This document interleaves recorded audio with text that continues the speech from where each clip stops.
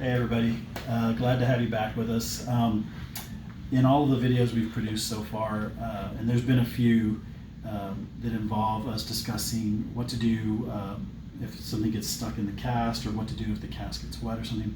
However, in the previous videos we don't actually have a wet cast in the video, and what to do and what not to do. Say for example, in the urgent care setting or the ER setting, I've put a cast on a patient and now it's the weekend and they happen to go swimming or get in the hot tub, or they had a plastic bag over it and the bag leaked, and now what do we do? We're in the emergency room. What do we do? They've called the orthopedic surgeon. The orthopedic surgeon has told them to remove the cast because you cannot leave a cast on wet for longer than 24 hours. The skin becomes very, very macerated, and this becomes a problem, especially if it's a cast that's been put on post-op and there's an incision site underneath, or there's pins or staples or whatnot. We have to get in there. We have to make sure there's no infection. So we're going to discuss how to address a wet cast. Basically, every version of a wet cast that comes to mind while we're recording. So first things first, wet cast. Let's define a wet cast here. So a wet cast that gets splashed. This is not a problem. This is not a problem. You're outside. It gets raindrops on it. Apologize for your pants. I'm sorry. This is not a problem. None of this matters. All you do is you get a couple paper towels, you get a bath towel from the bathroom, you dry it off. The fiberglass can take some water to it. It can take some water. It can't take a copious amount, but it can take a splash. It can take some raindrops. It can take you running from the office or from the house to the car in a rainstorm. It can take that, and it's okay. You do not have to go to the emergency room. You do not have to go running back to the orthopedic office. It will handle that. The next thing, say for example, you're washing your hands.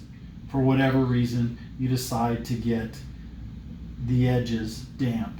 Or for example, you have a plastic bag on in the shower and the plastic bag isn't sealed all the way tight. You get 1 or 2 little drops of water in there, or you get the damp edge right there. Say for example, this was a cast on a baby's leg and they're changing the diaper, and there's a little pee stain, or there's a little poop stain, or the parents try to wipe it clean with some wipes. These things are all fine as long as they're paid attention to. So you get a little dampness on the cloth, same thing. Get a towel, get a paper towel, damp it up. If you can get in here safely, get the edges. 1 or 2 little drops of water in there are not a deal breaker. Dry it, dab it dry. If you go at it with a towel and you're like, nope, that's still pretty damp, get the hair dryer. Get the hair dryer from the bathroom, put it on the cold air button only. Do not use hot air. You aim it in here, or you aim it at the surface for however many minutes you think, 3, 5, 10 minutes. Try to dry it the best you can. Check it. As long as it doesn't feel moist, if it's just a little bit damp, you can live with it. It may have a little odor to it after the fact, but that's okay. That's okay. All of these things are fine. You do not have to go rushing to the ER. If it's something you're a little bit unsure about, you can call your doctor's office just to confirm.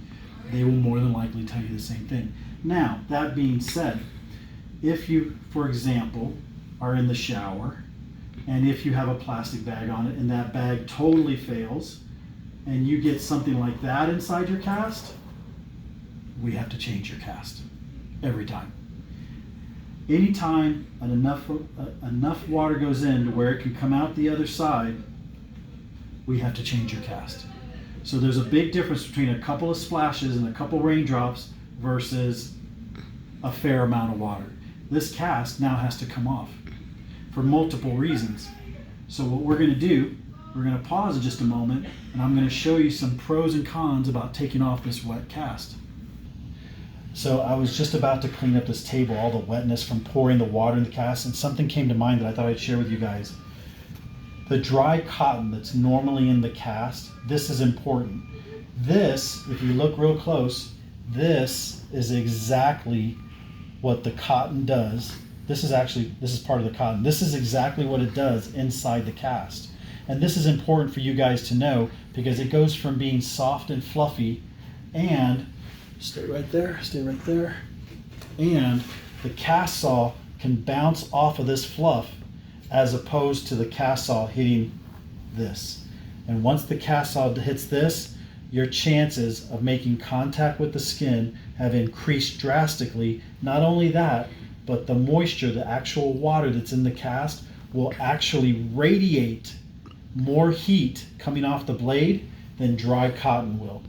The dry cotton, believe it or not, actually repels some of the heat, as well as allowing the blade, the teeth of the blade, to bounce off, whereas the wet cotton actually radiates the heat and offers little to no protection between the blade and the skin. So for those of you that are not comfortable using a cast saw on a wet cast, and a lot of people are not used to doing that, including those of us in the ortho world, we're still very, very cautious when we take off a wet cast for the reasons I just mentioned before the pause. We have, and there is a video, you can go back in the videos, there is a video about the Zipsticks. There's a specific video all about this Zipstick. And again, just not to be redundant and not to be repetitive, but you slip this down, and even with the wet cast, you can feel it wanting to stick, the moisture between the skin and the plastic. You feel it wanting to stick. So what you can do, so that you're not hurting the patient's skin, you can cut a slit in the sock. You can run this between the sock, excuse me. Here's the sock that's underneath the cast. The sock, the cotton, the fiberglass. Take your Zipstick, run it between the sock and the cotton. Watch how much smoother this is. Turn, there's your stick.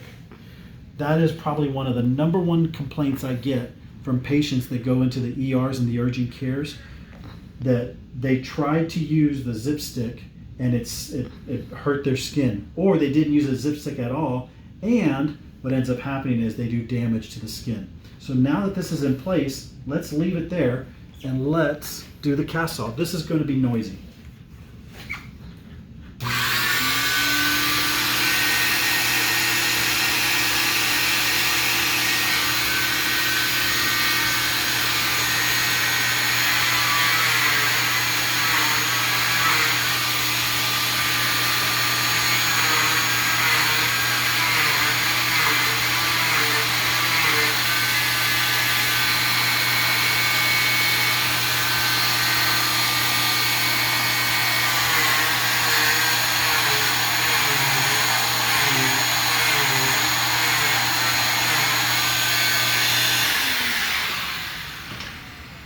Now what we've done, and you've seen me cut cast in multiple videos, what we've done is we've safely cut through a waterproof cast. Now I want to show you something.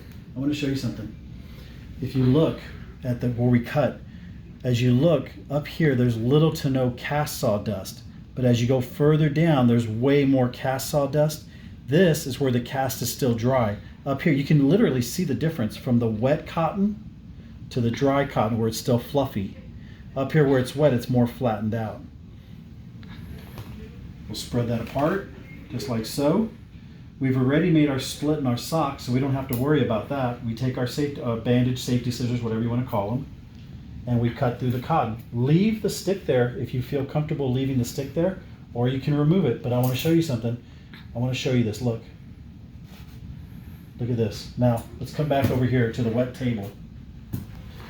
Remember what I showed you a second ago, right? Look at this.